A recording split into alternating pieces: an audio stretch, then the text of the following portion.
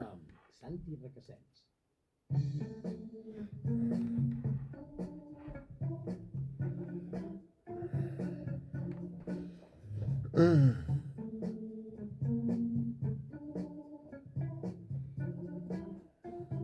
Pràcticament 8 minuts passen de les 10 del matí. És el moment de reflexionar. És dijous, ens agrada reflexionar sempre, evidentment, a les taules de debat, als consells de sàvies i savis, però tenim un espai, ja ho sabeu, pròpiament dit, el del reflexionador. I ens l'escoltem molt, perquè aquest home, doncs, amb el seu criteri, fa rumiar la gent, i jo diria que tot és ser viu que se l'escolta. Ho diem sovint d'aquesta manera. És en Santi Requesens. Molt bon dia. Què tal estàs, Santi? Molt bé, amics. I vosaltres? Bé, aquí aguantant doncs, les calorades. Avui encara, no seria de Sí. moment una cosa exagerada, però sí que ens han advertit que la cosa torna cap amunt. Bé, hem vingut en aquest món a patir. Bueno, sí, home, a veure, vist des d'aquesta manera, sí, a veure, el pessimista et diria això i l'optimista et diria hem vingut aquí a gaudir. Sí, Hòstia, ara he sonat com una iaia d'aquestes... Bueno, no, escolta'm, hem vingut a aquest món a patir. Ben vist, és per reflexionar-ne. Bueno, A veure... deixem-ho per un altre dia. Jo t'asseguro que si tinguéssim un comptabilitzador d'hores de felicitat, crec que seríem minoria en les vides de les persones. Mira què et dic. Bueno, no ho sé. Bueno. I no t'ho diu un pessimista. No, però bueno, de moment estem aquí i estem feliços d'estar aquí. T'ho diu un optimista, però amb dubtes. Bueno, diuen que un optimista és un pessimista mal informat. Sí, però això ho diu el pessimista. Molt bé. Vinga, anem a la feina. No entrarem en aquest debat filosòfic, també, però no entrarem en aquest debat. A veure, Santi, en els darrers temps... Que carai, cada dia tenim un titular. Ara mateix estem patint doncs, els incendis. Nosaltres aquí a la República ja ho hem anomenat aquest estiu la crisi dels incendis. Sí. I això ens dona pas a parlar i reflexionar sobre la gestió dels boscos. I en Santi, doncs, a banda, ho vol relacionar també amb l'economia. Ja ho sabeu, que ell sempre tira cap a l'economia i d'alguna manera doncs, al final és el dia a dia de totes i tots nosaltres. Com s'han de gestionar els boscos? Com s'ha de gestionar, la indústria forestal? Propietaris i governs han de posar al damunt de la taula aquest debat. De fet, sembla que ho estan fent o ho volen fer perquè ja és una qüestió d'estat. I fer replantejaments. Quins replantejaments? Sense anar més lluny i és per aprofitar doncs, que estem tocant, com deies tu, Santi, la rabiosa actualitat. Avui, per exemple, l'incendi de Guadalajara ja es constata com un dels més grans de la història d'Espanya. Dantesc. I és que el foc és actiu des de fa 6 dies i ha cremat 32.000 hectàrees. Espantós. Arreu hi ha incendis. Sí. Però, en aquest cas, explicar aquest drama també, no? 32.000 hectàrees, el foc més actiu i un dels més grans de la història d'Espanya. A veure, ens hi posem amb la temàtica d'avui. Això, Santi, com s'ha de gestionar la indústria forestal, com ho hem de fer? Jo no sóc expert, no sóc enginyer forestal, no sóc enginyer agrícola, no sóc... En fi, no tinc coneixements tècnics, però tinc una cosa... Sí? Que molts polítics que estan tancats en un despatx tenen una cosa que ells no tenen. Soc propietari forestal. A les finques de Cal Notari, on tenim les oliveres, a la Pobla de Cérvols, gairebé un 40% és bosc. Sí. I jo em passejo molt per aquests boscs i veig el que hi ha, el que es podria millorar, el que es podria... Així que tinc informació de primeríssima mà. El punt... Tendim moltes vegades a buscar només un únic culpable i tirar-li tota la cavalleria al damunt. I a veure, i amb el tema aquest del bosc i els incendis forestals, s'ha de fer una miqueta, com dic moltes vegades, que s'ha d'analitzar els temes financers i econòmics, analitzant totes les variables de l'equació. No només la variable que tu t'encaixa més en el teu relato. Analitzar tota l'equació sencera. Primer de tot, aquí a Catalunya tenim un problema d'orografia. Sí, senyor. Ens agradi o no, Catalunya és molt muntanyosa, treus la plana de Vic, la plana de Lleida i 4 llocs més, i és que tot és muntanya. I això fa que doncs, els incendis siguin molt més complicats de poder apagar. Això és una evidència. Però, a més, diuen els experts que el pi mediterrani és un combustible impressionant. Exacte, aquesta és una altra. Hi ha arbres que pot costar més, però el pi, precisament mediterrani... I parla amb els gallecs de les plantacions d'eucaliptus que es van fer allà durant el franquisme, i com una guspira allà, en fi. Després, clar, també aquesta mateixa orografia fa que l'aprofitament econòmic de la biomassa que genera tot aquest bosc no sigui fàcil. No sigui fàcil perquè, clar, és molt més fàcil explotar un bosc a peu pla. A Alemanya, a Suècia, a Finlàndia, per què tenen grans indústries de fusta allà? Doncs perquè a Suècia hi vas i és que no té muntanyes. A Alemanya no massa i Finlàndia tampoc no gaire. A més, també depèn de la fusta. És a dir, els boscos d'aquí, jo no sé, els palers, aquests industrials que li diuen els palers i tal, i poca cosa més, perquè tema de construccions i tal s'agafen d'altres fustes que tenen altres característiques. Clar. Ho dic perquè fora de la Pollaranca Girona, ja ho saps tu, els gironins l'anomenen la polla, sí, ho hem explicat moltes vegades, que al final és treure suro. La gran indústria del suro de gironina, en aquest cas, d'acord, o fins ara ho era, d'acord, però poc més, poc més. Sí.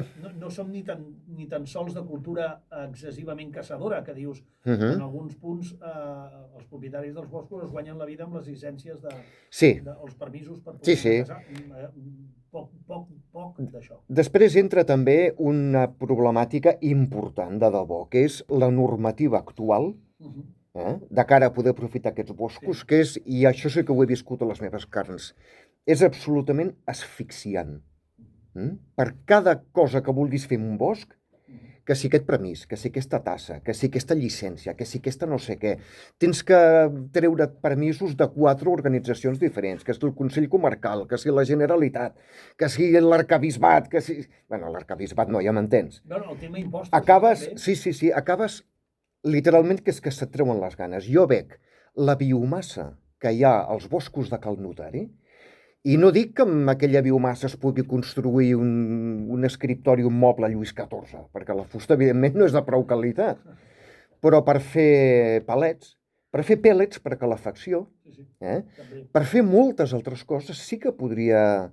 És que, clar... Deixa'm apuntar, ho dic per l'audiència, que no estiguin tan avasats quan parles de Cal Notari, que Cal Notari és la propietat que pertany al Santi Requesens, que ja ho sabeu, és pagès que cultiva oliveres. Oliveres, fa oli. Fa oli i Cal Notari és el seu territori. Exacte, però també m'agrada molt cuidar el bosc, perquè jo també soc molt o sigui, no soc ecologista radical, però sí que m'agrada molt mantenir el medi ambient a la natura. Clar, no, que anava a dir que hi viu molta gent. Aleshores, molts animalons als boscos. Mira, ni t'ho imaginaries. Aleshores, mira, jo poso un exemple. La persona que em va ensenyar tot el que sé sobre pagesia i agricultura era en Pau Descansi, el Domingo Solanes, que era el nostre masover, el que ens cuidava les finques quan jo era petit. I a part era el pastisser del poble. Clar, ell anava a les nostres finques, tallava tota aquesta biomassa i se l'emportava per fer anar al seu forn de llenya per fer pa. I jo recordo, petit, llevar-me del tot. Jo recordo llevar-me a les 4 del matí per anar allà a aprendre a fer pa amb ell, i aquella olor d'aquell pa, d'aquells temps, aquella olor la tinc encara al cap.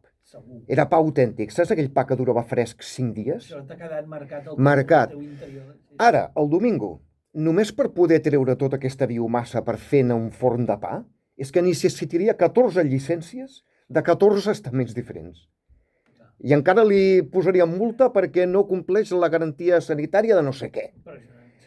Clar, això és una frustració i jo pateixo molt perquè és que tinc un polvorí que estic intentant a veure com m'ho puc fer per... I és que no hi ha... Sí que hi ha manera, pagant per tot arreu, traient-me llicència de silvicultor, donant-me d'alta aquí, donant-me d'alta allà, pagant, i al final em quedo amb cara de tonto i no sé ben bé què fer. O sigui, aquí el president Illa ho va dir clar l'altre dia. Escolta, poder que comencem a pensar que no és dolent tallar algun que altre arbre. Això és important. Sí. O sigui, però s'ha de fer amb intel·ligència, no? home, clar, evidentment, no el tuntun, amb criteris ecològics, criteris sostenibles, criteris de...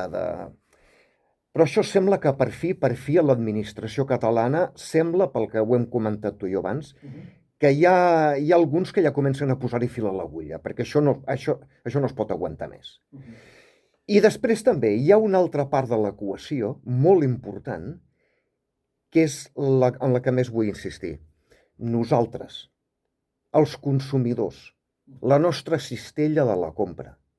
Perquè al final, amics, tinguem clar que el millor aliat que tenim contra els incendis forestals són els pagesos locals. Els que cultiven, les seves finques són tallafocs naturals, coneixen el territori, però clar, evidentment que els seus productes són una mica més cars, perquè no poden competir amb les grans multinacionals de...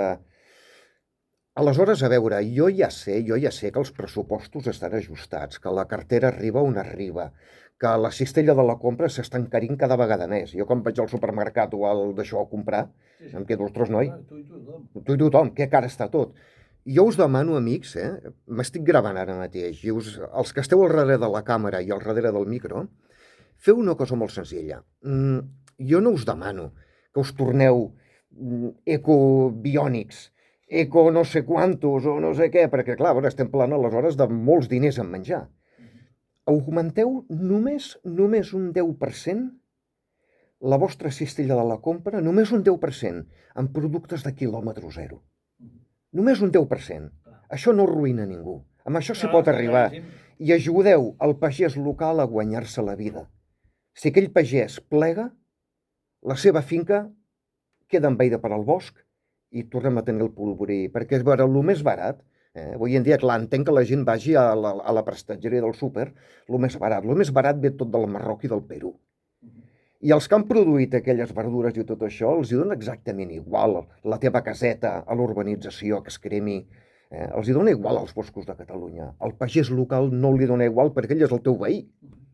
Sí, és així mateix. Insisteixo, i aquesta és la part d'economia, que un 10% pot canviar moltes coses. Si ho fem 4 gats no anem enlloc. Si ho fem 4 milions de gats, canviem el món. I ara et vull dir també una cosa que m'ha cridat molt l'atenció i que em dona peu a l'esperança.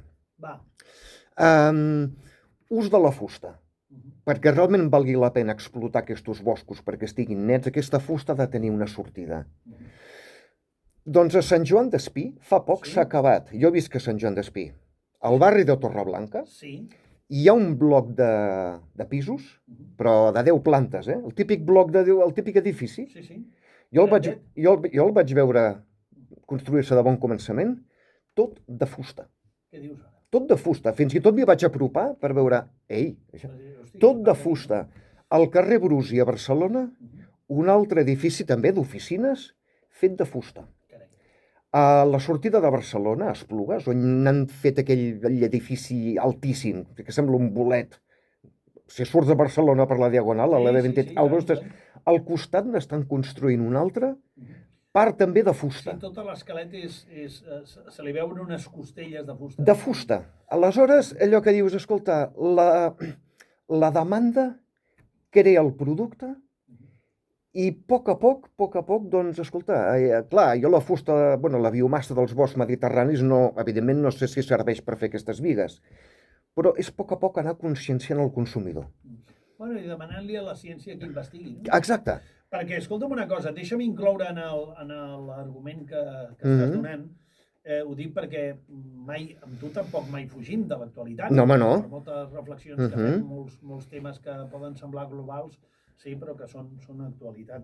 Hi ha una iniciativa, ho explicàvem avui, i era un dels titulars del periòdico aquest matí, una iniciativa que inclou propietaris, ambientalistes, ramaders i tècnics, que això és molt interessant. Molt interessant.